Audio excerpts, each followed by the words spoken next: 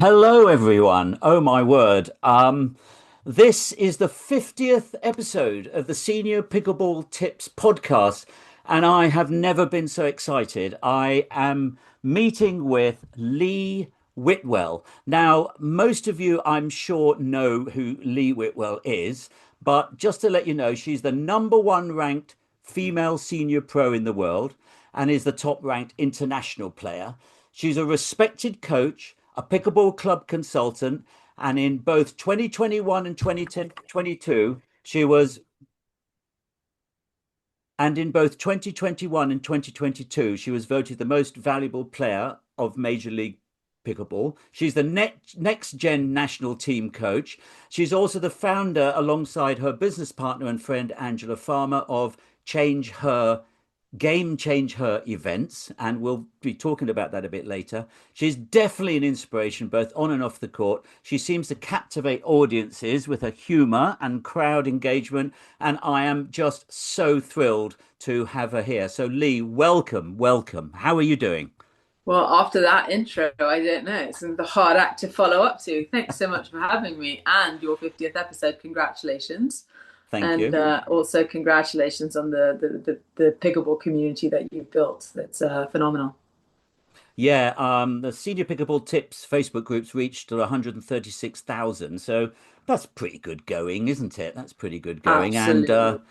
and I know you'll be interested in this. Although 80% of our members are US based, it is all around the world. We're looking at about 64 different countries. And that's something that I'm particularly keen on, to sort of spread that around the globe. And I know you are as well. Definitely, most definitely. Right. I always start with the same question, which is, Lee, what's your pickleball story? I know you've probably gone through this quite a bit. I'm particularly interested because I know you're from Gibraltar. So I'm particularly interested in sort of, your childhood there, racket sports there. Was your childhood in Gibraltar? Was it in UK? Because you are a Brit, aren't you? I am a Sort of. Brit. Yes, I am a Brit, and I'm going to keep saying I'm a Brit till I'm eligible to play for the English national team. Um, no, I mean, I grew up in Gibraltar, right? Played all kinds of sports there. Tennis was, tennis, basketball, volleyball were probably the main three. At 16, I left Gibraltar to come to the UK. I did my A levels in the UK. I was playing tennis. I was at Queenswood. And then from there, I went to the States to on a tennis scholarship. Played tennis and volleyball in college. Did the US thing, and Yeah. after graduating, played pro tennis for a bit. And then my last tournament was in San Diego, and that's where sort of the second half of my life began. But no, growing up in Gibraltar was phenomenal. I loved the sense of community, and for me, I think what the way I grew up in Gibraltar, and because it's very small, it's 3.5 square miles. Pickleball had a lot of similarities to that sense of community, sense of belonging. And I think that's really what drew me to pickleball. But yeah, it's no secret that a really good friend of mine asked me, Lisa Palsik, asked me to play in a tournament. And I said, sure. And she's like, by the way, it's not tennis. This is when I lived in Bend, Oregon. And I'm like, well, what is it? And she's like, it's pickleball. I'm like, I'm not, definitely not playing a sport my dead grandma could play, right? And we went back and forth for about half an hour. She tried to convince me, told me how amazing the sport was. And I'm like, yeah, yeah, whatever. And then she's like, look, Lee, I'll buy you a case of beer. I'm like, okay, fine, I'm in. You should have led with that. So, That I did mean, it. That did it for yeah, you. you know, um, I knew I had a price. I didn't realize I was that cheap. But a case of beer got me into pickleball, and I'm forever thankful for her for not giving up on getting me to play with her. That's fantastic. So obviously there are some people who inspired you, which was fantastic. Uh, so how was that move to the US? That kind of change from sort of the British aspects of life to the US aspects of life. I can imagine you moving into it quite easily, but how did that go? I mean, I'm thankful social media wasn't around in the late 1900s because I think we'd all probably be very unemployable. And it's I'm thankful we came out of we survived the 90s and the early 2000s unscathed. It was a bit of a culture shock, I will say. Um, but you assimilate, you get on with it, and I think like any British or any foreign athlete going to the States for collegiate sports, you have a built-in friendship group already because you're part of a team. So it's not those jitters of, oh well, will I fit in? Will I know Yeah. anybody? Sort of go away, because you will fit in. You're part of a team. You've been given a scholarship to play on a team. You've been deemed good enough. So if you fail, it's on you, because you've basically been given a support system to thrive. From built-in friends to tutors to getting your classes scheduled for you, getting everything done. I mean, it's pretty much hand-holding the whole way through. At least it was back then. So yeah, I mean, it was a pretty easy assimilation. Um, but now it's time to come back home. That's interesting. Yeah. So I was going to ask you, what do you miss? What do you miss about home? Is it Marmite, HP sauce? What is it? Is it Um, village cricket? What is there? Any yeah, particular definitely. thing? Like a good fish and chips. That's Oh yeah, yeah, y- you know, uh, just meeting up, but having a local, yeah, popping in yeah, down the local. It's like yeah, that. I feel like the States is such a big country that you don't create that sort of community is hard to create. yeah, Obviously, I have a large family. I miss my family, but I miss the community aspect of life that I think we get a lot more across the pond. yeah. And I think, I mean, that's also one of the reasons why I'm thankful for pickleball, because it's brought that community aspect sort of into it. Not at the same degree, but definitely brought a lot more community to my life. I can see how that sense of community within the sport is reflected in you because I met you at the English Open in Telford last summer, Hmm. and wherever you went, there was a little swarm of people kind of following you around and trying to get in and say hello. One of those people was me actually, and I managed to say hello, which was very nice, and we had a bit I'm of a glad you chat. did. Thank you. So you bring that sense of community with you, I think. Do you kind of feel that? I mean, I'd like to think so. Look, I know I'm very fortunate to have the platform that I have. I'm also very well aware that the only reason I have a platform is because professional pickleball tournaments sit on top of amateur tournaments. You know, that's why we have butts in seats. So wherever I go, it's very important to me to bring people along on that journey with me. I did my master's in psychology, and I studied the third space, and we talk about that a little bit. And I wrote a book about it, about how pickleball's become that third space for us, with that space of belonging. And to me, it's pickleball's given me so much that I want, if it gives people just 10% of what it's given me, you're already so much richer. And Yeah. and I really want that for people, and I want to bring them on this journey with me, and I want to make them feel a part of what I'm doing, because that is very important to me, because by myself I'm nobody. Right? The only But reason on I it, have somewhat of a name and a platform is because of everybody else. So I'm very thankful for that, and I'll never but forget. honestly, as an observer, I mean, it does shine out of you. So Oh, and thank I you. mean that as an absolute compliment, absolute Thank you compliment. very much. I appreciate that. Um, okay, sticking with your pickleball just for a second. Um, which country do you represent at the moment? I always Are you? represent, but no, Gibraltar always, Yeah, right? And then, hopefully England, if they'll have good. me. But no, always a Brit. I will always represent Gibraltar, wherever I go. I'm a proud Gibraltarian. I will bleed red and white. Fantastic. Absolutely brilliant. Okay, good. I just got a supplementary question. Um, you're left-handed. How I'm not left-handed. How much of an advantage do you feel that is? I mean, I was a great tennis player, not great tennis player. I was a tennis player and a great tennis fan. I love John McEnroe, and I always felt his left-handedness did give him an advantage. Did you feel that, or is that not so much in pickleball? No, I definitely think being left-handed is an advantage. Look, I hate playing lefties. But the main reason, and I think this is the bigger issue, it's like it's not that we are necessarily, I mean, yes, we use different parts of our brain to think and see things differently, right? That's been proven. But the biggest thing is, and everyone's like, oh, lefties, your reflexes are so good and blah, blah, blah. Okay. Who do you practice with 99% of the time? Right-handed people. Yeah. So it's not often that you come up against a lefty. So your speed ups, your attacks, everything is towards a righty, which sits right into my backhand. Yeah. So I'm going to let you believe that my hands are fast all day long, but you're just attacking the wrong spot, and nothing. I mean, it's really, really clear when I play a lefty and I do the same thing. And I'm like, oh, of course, there they are. Yeah.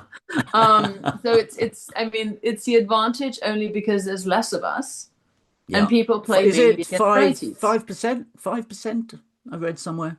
I think it's I less don't than know. 5%. I mean, I'm seeing more and more lefties. Yeah. I Yeah. don't know what they're putting in the water, why more lefties are being produced, but I'm seeing definitely more lefties on the court. And in fact, I played an exhibition the other day, and then we did a round robin as well. And at one point, there was four lefties on the court, which was really, really weird. It was like, I think that's Oh, only ever wow. happened one time before. I'm like, this feels like I'm looking at things in the mirror, right? Yeah. Yeah. But yeah, I mean, look, it's basically because there's less of us and more of you. So Yeah. the balls that you hit feed into our strike zone. That's all it Yeah. is. Yeah. I got to remember the next time I play a lefty. I hate playing lefties. I think everyone does. Yeah. And you said it yourself. Yep. Right hip, right shoulder. Sorry, right hip, right shoulders for That's righties. it. Left hip, That's left it. shoulders for lefties. Jam Yeah. them. But when you're leading up to hit that drive, you forget they're lefties. That's the trouble. Takes a few points to remember that. But anyway, that's how it is. That is true, but that's also the fact that you're winding up to hit a drive, and the Yeah. sort of the ego takes over of like I'm going to Yeah. hit this so hard, and you Yeah. forget about direction and you know Yeah. tactical and where we're aiming. Absolutely right. Okay, so we're senior pickleball tips, and as I mentioned to you just before we started, I'm just about to launch the Senior Pickleball Academy as well, and I Mhm. know you're looking at an academy as well, so we'll touch on that a bit later. Um, Absolutely. but we deal with sort of the very beginners, people who've never even picked up a paddle, right up to about 4.0. So bearing that in mind, I'm sorry, Lee, it's such an opportunity for us to do this that I'm going to ask you to help us out here, help out this sort of recreational and lower competitive audience of senior pickleball players. And bearing in mind we're looking at senior pickleball, I'm going to ask you to, can you give us one tip for what I call the 10 essential shots? And I'll go through them with you. Okay. I think this would be so helpful and it'd be great to sort of get your view on this. So let's start at the beginning. So, one tip about the serve. Breathe. We tend to hold our breath when we hit. Well, I think that's for all shots, really, right? I think breathe applies to all of them. We tend to Yeah. hold our breath as we're making contact and hope the ball goes over instead of just execute the shot. But for the serve, I mean, honestly, for the serves, like don't go for too much. Get the ball in the box. Like Yeah. it's starting the point. Just get the ball in the box. It's Yeah. okay. Sort of get the Don't try to bloody hit an ace. thing in. Yeah. Yeah, don't try to hit an ace. Okay. Return a serve. So I would say for depending on the level, when you're just starting out, return the ball, follow the path of least resistance, hit the ball back in the direction it came from. Right. Yeah. Once you get comfortable doing that, and then we can work on changing direction. But like most of the time, the ball's going to follow the path of least resistance. So just hit the ball back where it came from. Quite a few people in our group talk about the return of serve and say it's the most important shot in pickleball because it so much leads off from that. Do you agree with that? I mean, I wouldn't say. I mean, it's definitely an important shot. I would rather miss a serve than miss a return because if I miss a return, I've just given you a point, right? You've done Yeah. nothing. It was an underhand serve. You've really done nothing to earn it. But I think the quality of your return can make the third shot for your opponent a little bit more, give it add pressure Yeah. to it. So the shorter your return, I mean, unless you're playing somebody who can't move, then you hit the return short. But then you get a Yeah. reputation and a name for yourself for being that Yeah. person. But Yeah. I mean, for the most part, when the return, I mean, just get the return, follow the path of least resistance. And once you're comfortable doing that, then you can start working on depth. then you can start working on direction. But I think we convolute things too much, and we try to do too much as humans and as adults too soon, Very because interesting. Mm. the bottom line is that for the naked eye, pickleball is a very basic sport. Yeah. And as adults, when was the last time as adults we learned something systematically? We are terrible learners, right? We conjugated sentences when, way back when. We learned our times table by memory when. When did we learn processes and systems, right? University, maybe in a new job for a new computer system or whatever. But the older we get, sorry, the more we suck at learning, because Yeah. we function in the shoulds. I should be able to do this. I was able to do this, so I should be able to do that. Blah, and we put all these barriers up instead of just going, no, let's just keep it simple. Let's Yeah. just work on one Absolutely right. thing, master that, and add another one, and be okay approaching pickleball with a systematic approach. Okay, let's move on. You mentioned the third shot. Now, there's a bit of debate about drop and drive. I suppose it. Uh-oh, did you freeze?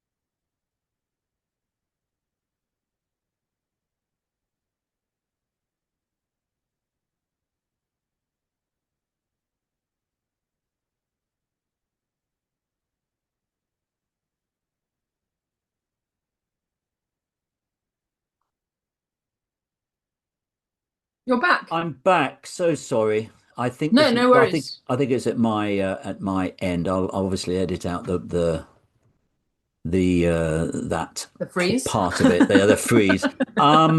Yes. So the third shot, Lee. Give us one tip for us lower players. Get the ball over net. Yeah. I mean, it's that simple. I mean, 86% of recreational points don't get past the first four balls. It's an alarming Ah. statistic. So get your third Mm, over, and maybe don't rush to the kitchen right after your third. See what your ball's doing. yeah.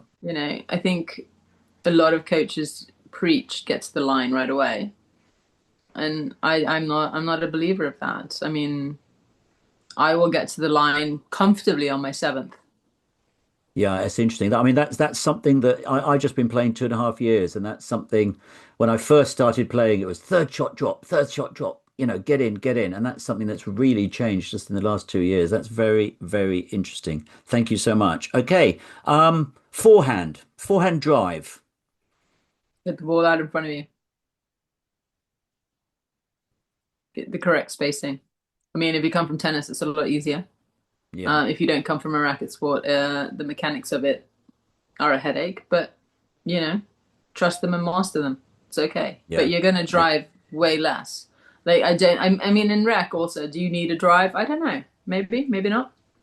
If the ball is nice and short, yes, but otherwise, you know. Yeah, just get it back. I think a lot of people, again, from the tennis background, like you and I, well, certainly me, it pops up and you think, I'm just going to hit this as hard as I blooming well can. I think that Right. that obviously is a mistake, but it's just so blooming tempting, isn't it?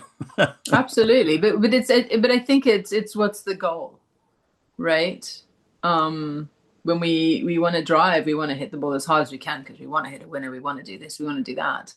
But is the goal to especially in rec when you're practicing, the goal is to get to the kitchen, the goal is to play pickleball.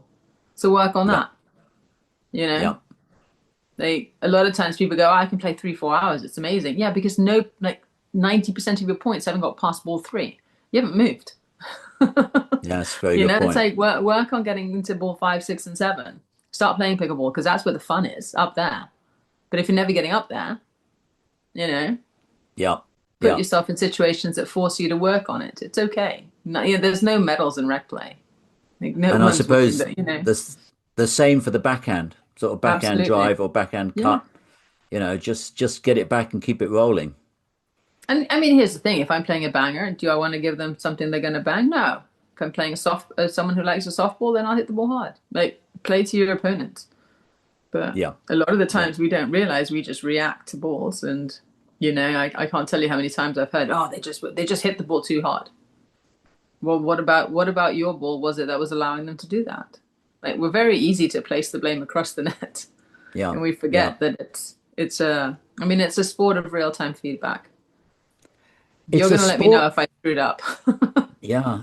Yeah, you're right. And coming on from that, I think I was going to make the same point in a different way. It's a sport of not so much winners, just making it really awkward for your opponents. I mean, that seems I to I be, don't believe in hitting winners. yeah, yeah, I believe in yeah, setting up the point. Keep setting yeah, it up. Keep setting up. Keep setting it up. And I remember that was my philosophy in tennis, and that's my philosophy in any tactical sport. Keep setting it up. Keep setting it up. The winner presents itself because the winner was never the winner. It was what happened two or three balls earlier. But yeah, we panic and we were like, oh, I think I see an opening. Let's force the issue. And the worst yeah, thing that can happen is when we force the issue is that we make the shot. Because now in our brain, well, that worked. But then you yeah. miss the next 20 and you can't understand why. It's like because that shot was never there to make in the first place. People, these are extremely wise words. Right, so volleying.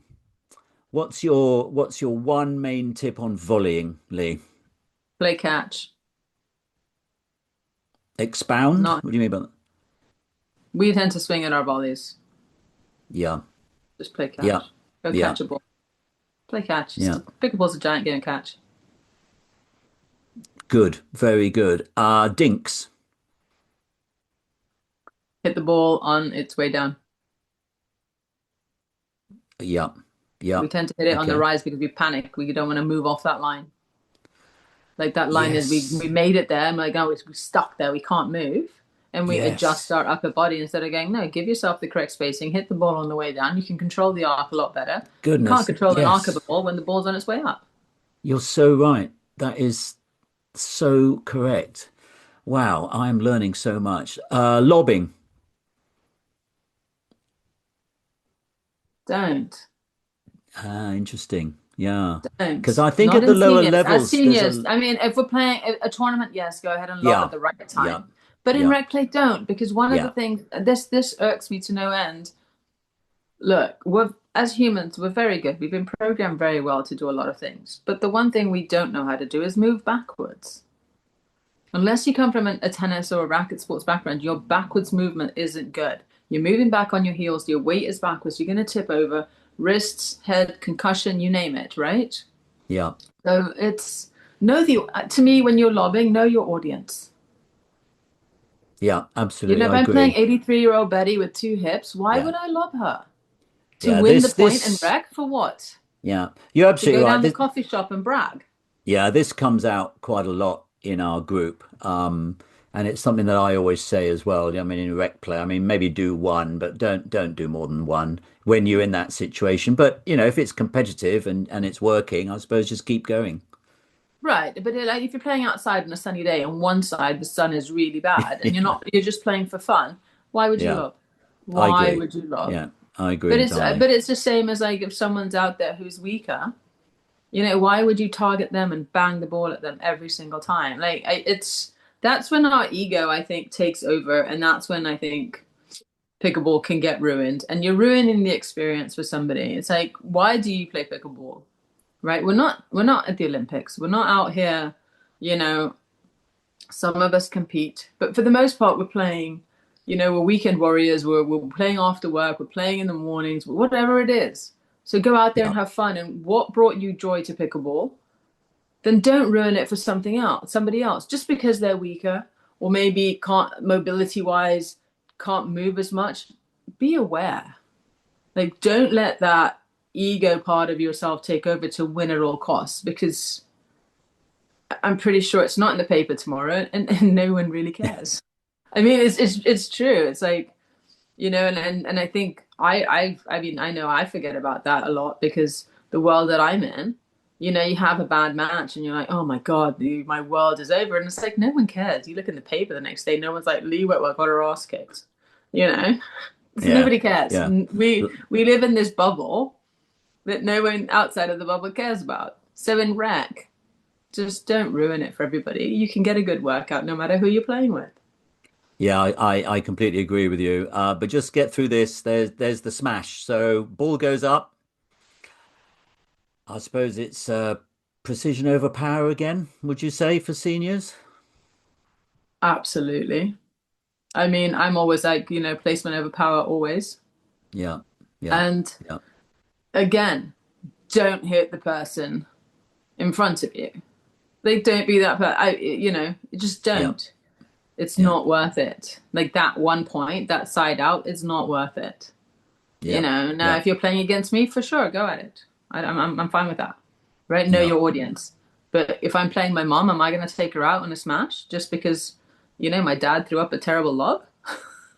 No, I'm yeah, not going to do yeah, that. That would be fair to my mom. yeah. Um, Absolutely. but And then, sorry, go on. no, no, no. Go ahead. That was it. It's just it's knowing your audience. That's the biggest thing. And then the last of these 10 shots, the reset shot, which is a shot that people at the sort of lower levels we have problems with. I'm starting to nail this, the reset shot. But what would be your main bit of advice about it? Paddle out in front. You Yeah, can't reset with a paddle here because that we tend to pop up. You just need to be out in front. Again, play catch, yeah, soft hands. Think of the egg toss. absolutely brilliant. Absolutely brilliant. Okay, just sort of one more question about the game itself. This comes from Mike in Ontario. And he writes this. I think you might have covered some of this already, Lee. When you step onto the court against someone who is younger, faster, and maybe hits the ball harder, what mental edge or tactical insight do you rely on that they might not even realize you're using? Um, I mean, the biggest thing, honestly, is using your court awareness and angles. It's like I don't care if you're younger and faster than me. Are you tactically smarter than me? If you're tactically smarter than me, then I'm in trouble. But just because you're younger and faster shouldn't pose a threat if you're tactically smarter, right? Yeah, Because people yeah, on the run tend not to pay attention to the shots they're hitting. They're just purely reacting if you keep yeah, them on the run. So, I mean, a lot of it is like be tactically smarter and just place the ball. And I mean, I remember this is going back to last century, when I was playing the old guys at my tennis club and they beat my doubles partner and I. And I remember yeah, coming off the court and going, Mom, this isn't tennis. This is horrible. Blah, blah, blah. I can't believe they did that. This was the worst. And she's like, well, what do you mean it's not tennis? You were on a tennis court. Oh, yeah, they just lobbed and they just pushed the ball and they made us run. And then it was just, and it was like, it's not fair. 10-year-old me. But it's like the minute they had us on the run, we were purely reacting to the ball and giving them, and like I said earlier, the ball follows the path of least resistance. So if I'm on the run and not paying attention, just running to the ball and hitting it, I'm going to hit it back to where it came from. And yeah, back to where it came from is right into that person's strike zone. I'm hitting it right back yeah, to them with one or two steps that they might have to take. And then they hit the other ball and I'm running away. And you just hit it back because we're so yeah, focused on getting to the ball, we're not thinking about where we're putting the ball. yeah, So yeah, that was a very eye-opening experience for me. And then that's one that I was like, well, they did it to me. How can I do it to everybody else? So that's sort of what I've taken. And look, I mean, if anyone's seen me play, I'm like the fastest, slow person you've ever seen. It's like the tortoise and the hare and me, I win. You're being modest, but go No, on. no, no, no, Yes. no. Yeah. But it's very much I want to command the point and I want to make sure that whatever happens, I'm getting the ball that I want back. So if I'm Yeah. stressing you out, then I'm going to get the ball back that I Yeah. want. right? Yeah. And I think when you're playing younger and faster, that's what you gotta, you know, your wisdom has to kick in and not get overwhelmed by Yeah. how hard or how fast they move.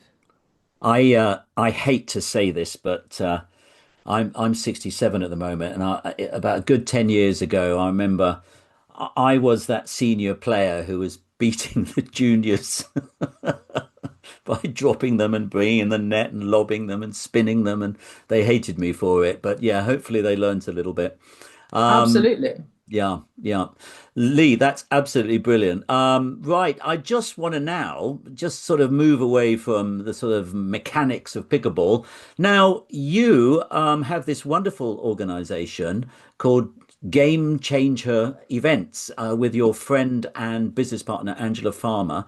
Tell us Yes. about it. What is it? And it sounds absolutely wonderful. Some, to focus on girls and women, I think, with in pickleball.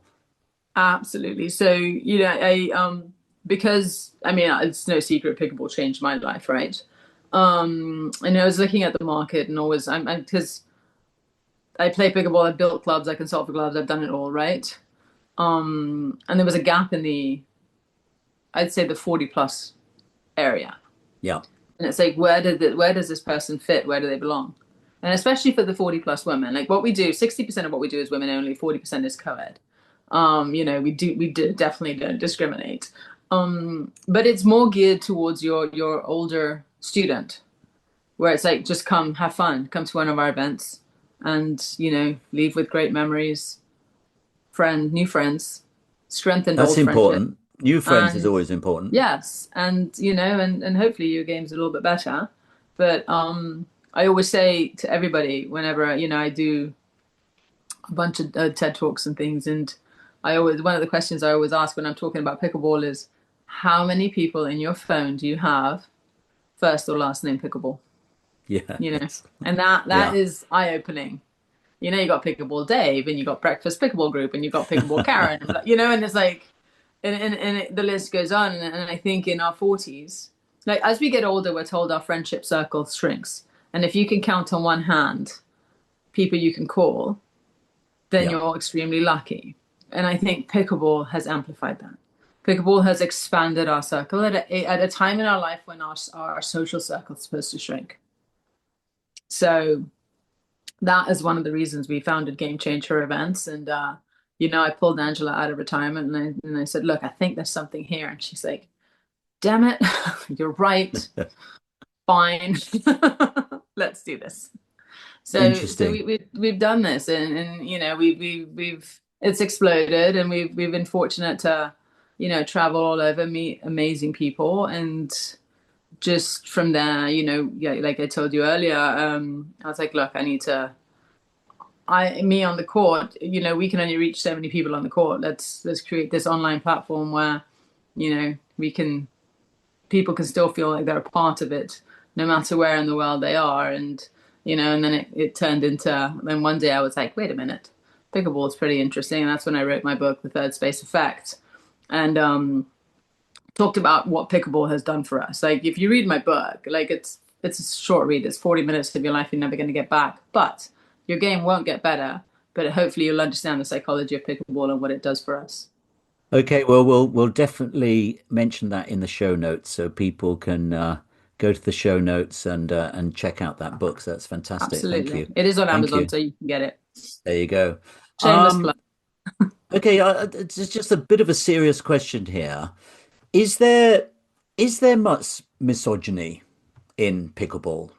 Is it because I'll share you a story. Senior pickleball tips, I told you we're 136,000, but when we were about just over 50,000, there were quite a lot of men who were just not being very nice. And I got a few PMs, private messages from women members, sort of saying, "Look, this is just isn't right. This isn't right." And we looked at them more carefully. And my brother and Terry and my brother Terry helps me run the Facebook group.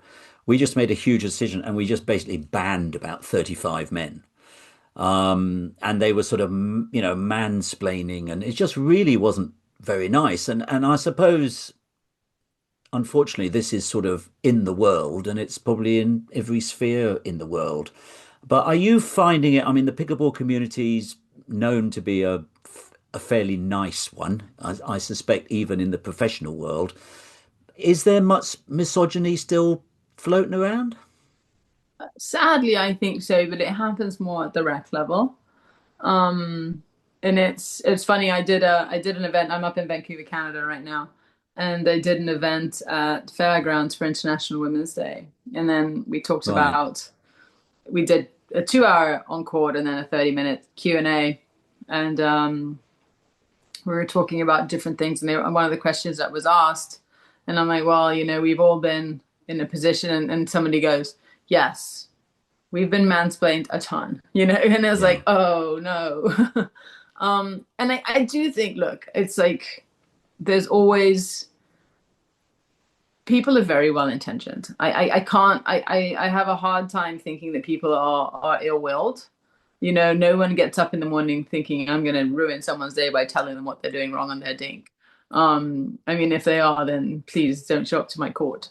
But I think that it's the way it's presented, the way it comes across is incorrect. Yeah. You know, like I play. I'll go and play rec, and Angela, my partner, she's a 4-0. We'll go play. I'll play with her, and we'll have fun, and we'll do whatever, and I'll jump in wherever. And I won't ever, ever, ever coach somebody. This is not my job. I'm out there to play. Now, if you ask the question, oh, what do you think about this? I'll give you my opinion. The Yeah. problem is that opinions are given without being solicited. Yes. And that Yes. creates that circle. And then it's misconstrued and it's taken wrongly, you know. So, and I think that exacerbates everything. But there are a few that like to go out there and tell you exactly what you're doing wrong or why and what you should be doing on the court. But I think for the most part, it's just misconstrued and it's just not asked for, but it's given anyway. And it's not, the problem is, I think the person giving the advice is not ill intended. They're Yeah. trying to be helpful, but it hasn't been asked for, so but they give it anyway. That's the problem. Yeah. I mean, we at Senior Pickleball Tips, we kind of talk about sort of 99% lovely pickleball people, but you still have that 1%, who sometimes have a different agenda, which is not really on the pickleball court.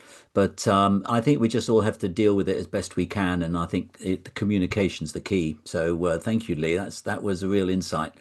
Fantastic. Well, look, thank you so much. I've got one more question, but I'm just gonna throw this at you.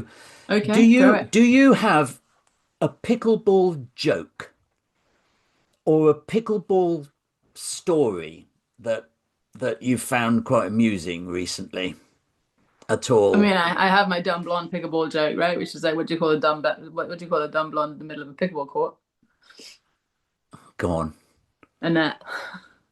Oh I no. know, right? It's so That bad. is that is Um, so bad. That's yes. so bad. I I was mean, look, the most amusing story I have in pickleball, and it happened to me like last week. I was playing with some friends rec, and it was an 8-person round robin, and then I ended up playing in the court with a leftie. And he looks at me and he goes, "We should probably stack." I'm like, okay. And I was thinking, stupid me, that I'd be on the right because I'm the lefty. He put me on the right. He put me on the Did he know? left. So he didn't know who you were. Not only did he not know who I was, he didn't even know I was also left-handed. Like the whole thing, I mean, it was so comical. And afterwards he goes, I feel like a fool. And I'm like, it's fine. He's like, you just didn't even say anything. I'm like, why? I'm not going to say anything. I'm like, sure, we'll stack. I don't mind. I'm here to have fun. It's not Yeah. about me. Yeah. But he was like, poor guy was mortified, but it was just like one of those things. But a lot of it is like, just take it in stride and off you go and find the funny. Like you have to find the humor in everything you do. Yeah, I completely agree with you. Now, you were talking before we started this episode of the podcast about are you thinking of starting an academy? Did I hear you correctly? You did. I am starting Oh, an academy. oh. Tell us Um, about it. I look, it's the biggest reason I want to start an academy is I want to make pickleball affordable and accessible to everybody all over the world. Um, it's no secret what pickleball's done for my life and how it's enriched it 55 million ways. But I do think also that there is a lot of, this is where I'm going to get trouble. There's a lot of bad coaching and a lot of bad advice out there. Yeah. So I want to change that. So I started the Lee Whitwell Academy under GameChangeHER Events. And in there's two pathways. There's a player development pathway, and there's also a coaching pathway to be a better coach. Because I think that people, just because the problem right now is the perception is because you're a good pickleball player, then you must be a good coach, right? And that's not necessarily true. They're not, they're not interchangeable. They're not synonymous. And I agree. if Yeah. you look at the great football coaches, basketball coaches, cricket coaches, you name it, were they the top of their sport? Some of them were, but the majority were not. So I want to change that. And so we created, different pathways for the kind of coach you want to be. And I'm not saying a 3-5 player can't be a good learn to play coach. You can be a very good learn to play coach, but it's also understanding your limitations and where your boundaries are and Yeah. be okay passing those people on to the next level of coach, whatever it may be. And then on the player side too, is like, look, I'm a big believer of keeping pickleball simple. In my academy, I just want to do simple tips and tricks that work for me, and I will never ever put something out there that I've never done or don't actively do myself on the court. So it's helped me, so I'm hoping it'll help everybody else. Well, that's phenomenal. And if you have the link to that, let me know, and we'll put it on the show notes. I don't know whether you've launched that yet, but It we'll hasn't keep a launched yet, close. but hopefully in the next 30 to 45 days it'll Good, launch. good, absolutely Yeah. fantastic. And if there's And all, anything you want me to cover in my academy, please let me know. I'll be gladly do it. absolutely brilliant. And as we mentioned before, Senior Pickleball is also launching an academy. So Love there it. we go. Oh my word. We'll have to Focusing collab on some on, things. we're going to have to, is that an American thing? Collab. We're going to have to collab. Yeah, like a collaboration. Yeah, I've been in the collaboration. States too long. You have. You've We're been gonna in the have to States too partner up and long. work together on a few things. How's Yeah, that? I would love that. I would love that. I Excellent. really would. Yeah, let's do that. I mean, there is like a Venn diagram. We deal with seniors, you deal with all kinds of people, maybe with a focus on women and girls. There's going to be lots of stuff in the middle of that Venn diagram that we can collab on, Lee. Let's Absolutely. collab. We will Okay, collab. we will collab. And maybe we'll do something live at the English Open. I would love that. That's in Birmingham, Hey, apparently. Is that I right? know, I saw the announcement. So I think Okay, like 10 minutes from the airport. So good. I will see you there. Now, look forward to it. listen, I've just got to say one thing. Thank you, Lee. Thank you so much. You were on the top of my list of people to talk to and have an episode on the podcast. And as the 50th episode, so I'm absolutely thrilled. So many, many thanks. I know your time is very precious, so I really, really appreciate that. So thanks a lot. No, I love it. Thanks for having me. And I'm glad to be on the 50th episode because, 50 is the age of senior pickleball here in the States. So Hey boom, ho, here it is. it's meant Boom. to be. Okay, jolly good. Thanks so much, Lee. Thank you very much.